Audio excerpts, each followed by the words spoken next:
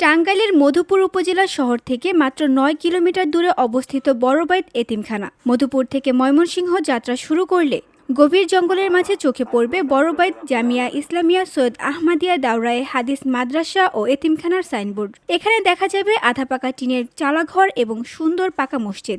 জলছত্র বাজার থেকে ২৫ মাইল উত্তরে পাকা রাস্তা বেয়ে এগোলেই শালবনের নৈসর্গ দৃশ্য। দুই পাশে সারি সারি জারুল, সেগুন এবং শাল গজারির বন। চারপাশে বিরামহীন নীরবতা, কেবল পাখপাখালির সুরম্য গান। প্রকৃতির এই সবুজ নিঃশ্বাসের মাঝে দীর্ঘ ৪৬ বছর ধরে চলমান দ্বীনি শিক্ষা কেন্দ্রটি ২৩ একর ৩% পাহাড়ি বনাঞ্চলের গভীর অরণ্যের মাঝে প্রতিষ্ঠিত।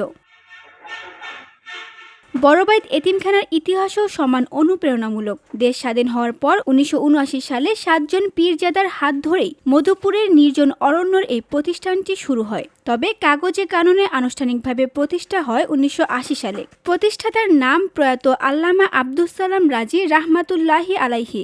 এবারও বড়বাইত জামিয়া ইসলামিয়া সৈয়দ আহমদিয়া এতিমখানা ও মাদ্রাসা প্রাঙ্গণে অনুষ্ঠিত হতে যাচ্ছে ৪৫তম বার্ষিক ওয়াজ মাহফিল। অনুষ্ঠানটি শনিবার ১ নভেম্বর বাদ আসর থেকে মধ্যরাত পর্যন্ত অনুষ্ঠিত হবে।